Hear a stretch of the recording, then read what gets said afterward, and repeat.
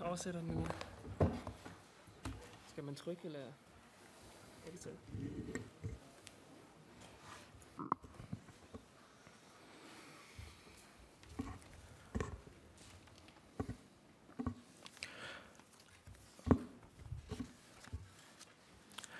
A very good afternoon, members of the media. Welcome to the pre-match press conference for Team Denmark, who takes on Australia tomorrow at 6 p.m. at the Al Janoub Stadium. It gives me a great honor to welcome Coach Kasper Hulmand, head coach of Team Denmark, and player Jesper Lindstrøm, and Jakob Højer, head of comms for Denmark. Without wasting much time ado, I open the floor to the questions from members of the media. We have the first question here, please. Thank you. Kasper, stå på i sådan en alt eller intet kamp ved et VM. Hvad er det for en udfordring, og hvordan pokker forbereder man sig egentlig på det? Det er jo ikke så mange gange, man står i sådan nogle kampe. Jeg tror, den bedste måde at gøre det på, det er at være 100% fokuseret på opgaven. Altså, vi skal ud og løse en opgave, vi skal ud og spille en fodboldkamp, og det vil sige, at vi forbereder sådan en fodboldkamp på samme måde som alle andre kampe. Kigger på vores modstandere, analyserer godt, træner rigtigt og godt, og er fokus på at løse en opgave. Så det er egentlig det.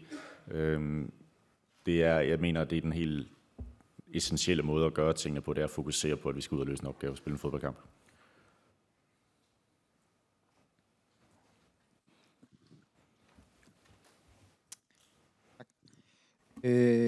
Kasper, det er Lindstrøm, der har taget plads ved dig ved siden af dig i dag. Ja, det er også, ja. Og med al respekt for dig, Jesper, så er han som VM-debutant vel ikke den helt samme landsholdserfaring op til sådan en vigtig kamp. Hvorfor blev det ham? Og kunne man have overvejet, om det var nogle af de mere sådan VM-erfarne spillere, der skulle have taget plads ved siden af dig op til? Og Jesper, betyder det, at du skal starte inden? Nej, det ved jeg ikke. Det kan være, at du skal være vores pressemand. Jeg ved ikke. Jeg synes, det er fint, at nogle af de unge også er med i sådan nogle ting her. Vi skal spille en kamp i morgen, og Jobbe er i truppen, og er et af de... Han starter ind i den sidste kamp, og vi må se, hvad der sker i morgen. Der er ikke nogen af mig eller Jesper, der kommer til at sige, hvad der sker i morgen. Så nej, jeg synes, det er fint, at vi også introducerer nogle af de unge her. Any other questions? Yes. Please. Question for the coach in English. Kasper, what are you expecting from the Australian side, having watched their first two games against France and Tunisia? I expect, as always, a great collective side who has qualities. They have really some strengths in the team, both individually, but mostly as a team, just like we do. We also define ourselves as a very strong unit and a team that works very well together. And that's what I see. It's a well-organized football team. They have strength in the organization, in the way they work together. They attack together, they defend together, and they stick to a plan. And they have some quality players, and with some strengths that's really we have to be sure that we're aware of. And I think both with the young players they have, but also the experienced players. And we know this. We met them 4 years ago as well. It was a very, very tight game, and it was a draw. And I expect equally this one will be a tight game. Kasper, der har været et par skader til den seneste kamp. Der har været nogen, der ikke har kunnet træne så meget op til slutrunden. Hvad er den fysiske status her en uge inde i turneringen og før den vigtige kamp i morgen? Og er der nogen, der er ude af betragtning til at kunne deltage? Nej, det er der ikke. Ikke som der er nu. Vi træner jo igen nu her i dag, senere på eftermiddagen. Så som det er lige nu, så burde alle være klar. Men som sagt, så ved man ikke, hvad der sker på sådan en træning, og hvordan spillerne reagerer efterfølgende. Men som det er lige nu, så er folk klar. Hej Kasper. Kan du prøve at se lidt omkring i forhold til de valg, du står overfor? Nu har I spillet 2 kampe. Du har selv fortalt, at det blev bedre mod Frankrig, men der stadig mangler lidt at blive bygget på. Der er nogen, der har lidt småskader. I forhold til den startelver og dem, du skal bruge senere i kampen, om det er nogle svære valg, du står overfor der. Hvad er det for nogle... Du snakker om vægtskålen med Simon Kjær den anden dag, uden du skal nævne navne, men hvad er det for nogle ting, der måske op til sådan en afgørende kamp også fylder. Og så måske lige et kort spørgsmål også til dig, Jesper, om du kan prøve at fortælle, hvordan er det at komme ind som ung spiller og nu stå foran sådan en afgørende kamp ved et VM i fodbold? Altså først og fremmest, så synes jeg altid, det er svært. Fordi der er 26 spillere med, der alle sammen har fortjent at spille. Og som alle sammen vil gøre hvad som helst for at få lov til at spille. Og de er her af en årsag, og det er fordi jeg tror på dem, og de er, som jeg siger, alle sammen både gode nok, og har fortjent at spille. Så jeg har aldrig syntes, det har været nemt, og det er også godt for holdet, når det er svært. Så selvfølgelig er det overvejelser omkring, først og fremmest, hvad er det for en taktisk kamp, vi skal spille? Hvad er det for nogle strukturer, vi skal spille med? Hvilket hold passer til det? Hvem ved vi passer sammen? Hvordan kan vi lave et hold, der samtidig også, når det er et VM, hvor følelser er skruet op gange 10. Vi kan se det på de andre kampe. Og fodbold er helt fantastisk, og til VM, der kan du lige gange alle de her følelser, ønsket om at gøre det, og frygten for at tabe, og alle de der ting, de er jo i spil i endnu større grad. Så også, hvordan kan vi håndtere det bedst ind i et hold? Så alle de der overvejelser er der selvfølgelig, når vi stiller et fodboldhold, men først og fremmest, så er det en fodboldopgave at vælge det hold, som vi tror kan klare opgaven, og som kan spille. Og som jeg siger, jeg stoler egentlig på alle de spillere, vi er med. Så der er mange måder at skære den på. Gå hen. Ja, men det er selvfølgelig kæmpestort som spiller at være med til en turnering som det her. Det er en kæmpe drøm. Igen, det er for mig, jeg ser altid fodbold som en kamp ad gangen, og for mig er det den kamp i morgen er lige så vigtig som de andre kampe, der kommer, og de andre kampe, der har været. For mig er det vigtigt at gøre det bedste, jeg kan. Vise mig frem, spille mit spil. Selvfølgelig skal jeg passe ind med holdet, men det er vigtigt for mig at vise mig frem og gøre, hvad jeg kan for at hjælpe holdet, så det bliver en kamp som alle andre. Om der så er flere nerver på at lege, det ved jeg ikke, men det er en kamp som alle andre. Vi skal ud og vinde, og vi skal ud og spille for 3 point. Go ahead. Yes, hello, Kasper. It's Martin Lipton from The Sun in England here. I think many people thought you played an extremely attractive and exciting game against France, but that was a very open game that they attacked you, and then you defended and countered them. Now, from what we've seen from Australia, they're very physical and rugged in midfield, but they also are prepared to defend for 60 minutes, as they did once they scored against Tunisia. Do you expect that sort of game, given that they need a draw, you need a win, that the onus will be on you to make the pace of the game and take the game to them?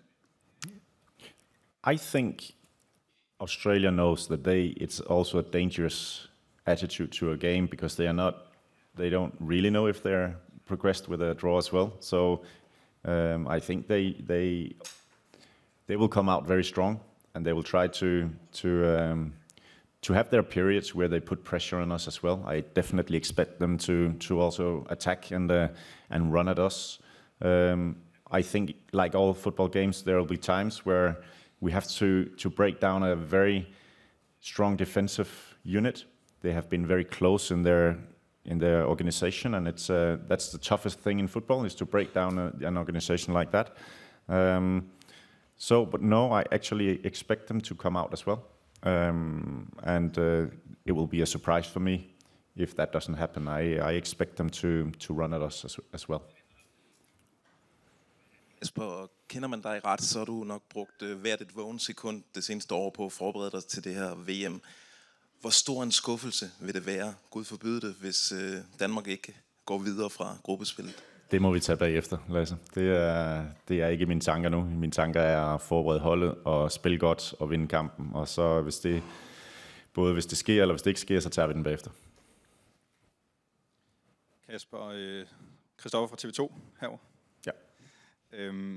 Den kamp, I spillede mod Rusland sidste år, den afgørende kamp, hvor I også skulle vinde. Hvad lærte I fra den kamp, og har I kunne bruge noget fra måske forberedelserne fra den kamp i forhold til den kamp, der venter i morgen? Hvordan I håndterer det? Og så et spørgsmål til dig, Jesper. Hvordan var det at have sådan en halv fridag i går, og hvad blev den brugt på? Jamen altså, jeg tror, når man kigger tilbage på den kamp, var det på samme måde som det, jeg egentlig siger her, og det, som spillerne er så vant til. Man skal huske på, at de her spillere, de er vant til at spille store kampe, der er vigtige. Det er at forberede sig. Det er at gøre tingene professionelt og løse en opgave. Går ikke og taler om det ene og det andet scenarie og store ting. Det handler om, det er at forberede sig, træne godt, være fokuseret. Hvilken opgave har man? Være helt inde i opgaveløsningen. Være helt inde i sin rolle, man skal spille. Og så spille sin fodbold, som man plejer. Så jeg tror, det er vigtigt at være opgaveorienteret og være fokus på detaljerne og fokus på det, vi skal. Og det er sådan set tilgangen til det. Det var det dengang, og det er det også i dag. Ja, men det var fint. Jeg tror, de fleste, faktisk tror alle, trænede på en eller anden måde i fitness eller på banen i gym. Og ja, så nogen tog i et storcenter og bare kom lidt ud og så nogle andre ting end hotellet. Nogle blev på hotellet og slappede af. Jeg tror, det var meget individuelt, hvad man lige følte for. Nogle gange er det vigtigt at tænke på nogle andre ting end fodbold. Så kommer man mere sulten tilbage, og jeg tror, at alle er klar til at give en fuld gas til træning i dag, og så ser vi frem til kampen i morgen. Kasper, a question in English. Some of the bigger nations in the Nations League, you've put defensive-minded structures in place. What do you consider Australia a team that you can dominate, that you can control the match? And if so, are we expecting some structural changes to this Denmark team? Structures are always different from game to game.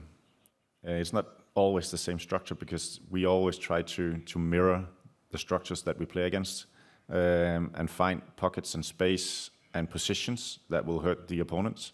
So it's always new structures from game to game. But the identity and the philosophy is always the same. The way we play should be the same every time. And then there's tactical things like positions and structures. That can change, and it changes almost every game. And we also try to change it throughout the game. If they change structure, we should do the same to make sure that we are on top of things. If we can be proactive and let them, as much as possible, always react to what we do. But there's an opposition, and that's the great thing about football. It's two teams who tries to play against each other. If there are no opposition and it was only about running from here to here, you can control everything yourself. But here there's an opposition, so that's the fun part of football. So we'll play with our identity, our philosophy, and then we'll see about the structures. We should make sure that we have the positions and the movement that will hurt the structures of Australia as much as possible. But I have great respect for the way they do it, and they will say the same thing. So let's see. David Mark from the ABC in Australia. A question to the coach in English, please. The fact that you have to win the game, I wonder if you could just tell us whether that changes anything in terms of how you go out and approach the game, knowing that you have to get the win, in terms of your defensive mindset or your attacking mindset. And I also ask you, you spoke briefly, it was the Danish translation, I'm sure it was excellent, but you talked about emotions being very high and the fear of losing. I wonder if you could just explain what you meant by that. Okay, the last part is just, you can see that in the games of the World Cup. It's not just this World Cup, but always. You play, that's what the beauty is about national team football. I remember a discussion I was in some years ago where the discussions where is national team football on its way out and the big tournaments like Champions League, and is it taken over also from our kids? Are they actually watching national team football? And I think every time there's a World Cup, we see the big emotions and what football really is about. The big celebration of the game, how much it means to the players, how much it means for the people around the world. And when you get all those things in the same, you see that it means so much to the players, and it means so much to the people. And that's emotions. And that's the beauty of a World Cup. That's the beauty of football. That's real football. Football is for the fans, it's for the crowd, it's for the people, it's for the children, the next generation. So that's why it means a lot. And I think it's clear and obvious for everyone watching football. You see some games with less structure than normal. If you see Champions League games where the coach and the players, they sign the structures, they train every day. But here you see much bigger emotions. The first question? It was really just about your attacking mindset, knowing that you have to win the game. Yeah. Not really. So every time we walk across the line and we start the game, it's all about winning, and that's the way we always go to a game. So I don't think it changes anything actually. So we play a football match. It's about winning, and we'll try to do our best to do that. And we play our socks off, and let's see what happens. But it's only the last 10-15 minutes really that could be a difference. If you have a result, or you have, you know, so it's to start the match in the first 70, 80 minutes, maybe 90 minutes in this case with all the additional time that's here. So we'll play the same way.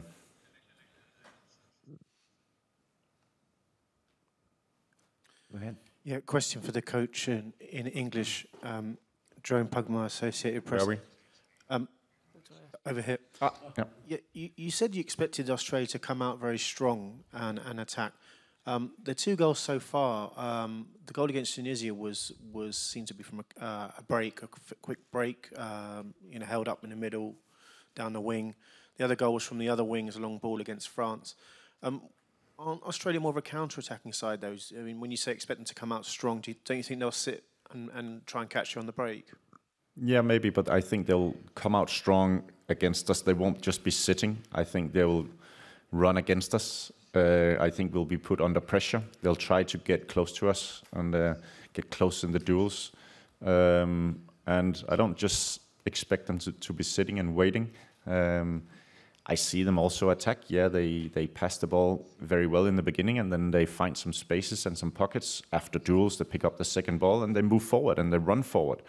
So I expect them to come out just like the way they did the last couple of matches, and that's very, very strong, I think. السلام عليكم. ممكن أسأل بالعربي؟ شكرا. سؤال موجه إلى السيد كاسبر. تحياتي لمنتخب الدنمارك ونتمنى لكم حظا موفق. أنا صحفي من تونس. سؤالي يتمثل في هل تخشون أن يقوم المنتخب التونسي بأداء طيب مثل ما قدمه ضد منتخب الدنمارك، وأن يحقق المفاجأة وينتصر على فرنسا؟ حينها تكون فرصكم معقدة نوعا ما. وما هو رأيك سيد كاسبر في أداء عصام الجبالي وأنيس بن سليمان؟ الأداء تطور كثيرا بعد انتقالهم إلى الدوري الدنماركي. شكرا.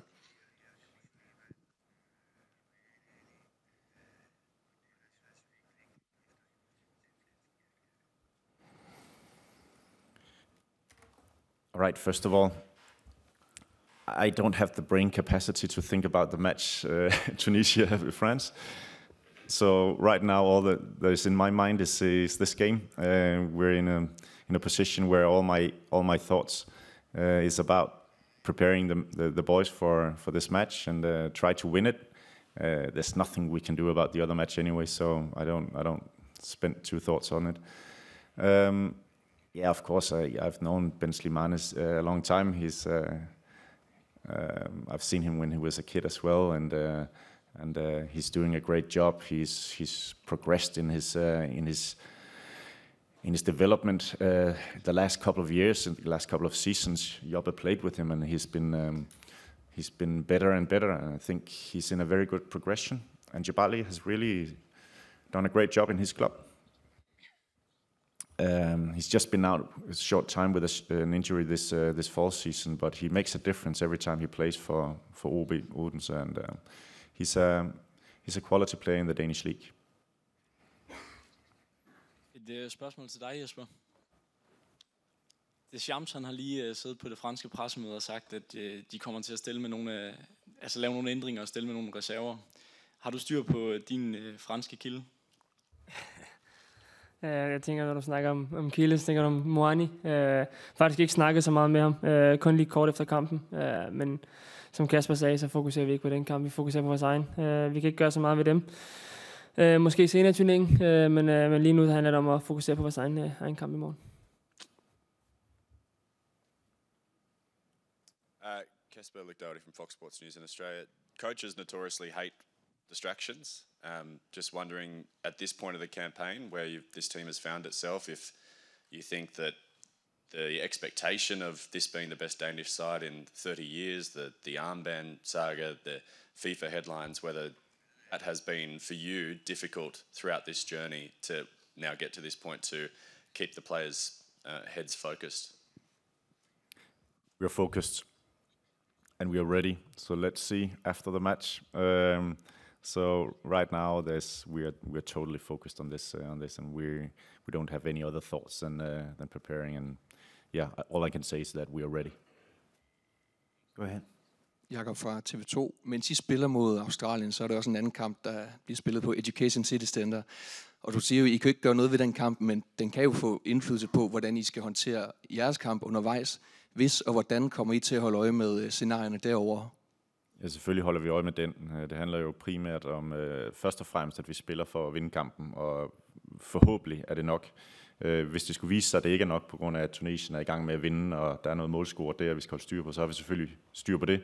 Og sådan så, at vi i kampen anden halvleg kan finde ud af, om vi skal presse, om vi skal gå mere ultimativt til værk. Så det er jo et scenarie, at vi fører 1-0, og det ikke er nok, og at man så skal klemme på, og så kommer vi selvfølgelig til at gøre det. Go ahead. It's Mark Schwartz here from Optus Sport in Australia. I just wanted to know, firstly from Kasper, you're in a position now which probably you wouldn't have expected to be leading into the tournament. I think most people would have expected Denmark to be in a far healthier position.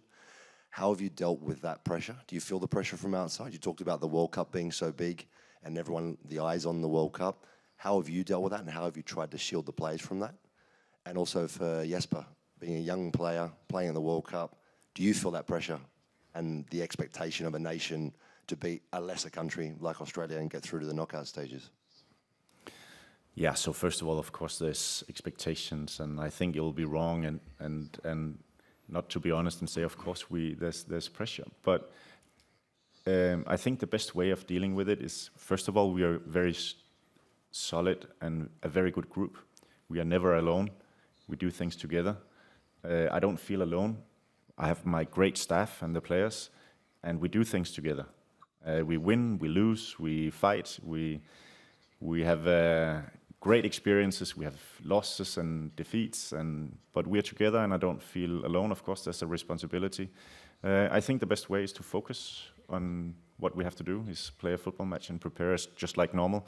And as I said, these players are very, very used to big games. Jesper just played a Europe final as well. It meant a lot for Frankfurt and the whole city. The more experience you get in these kind of events, from being maybe feeling the pressure, you feel the proudness, and it's a dream since you were a kid. Now you are actually in a position where you can go out and play football for something.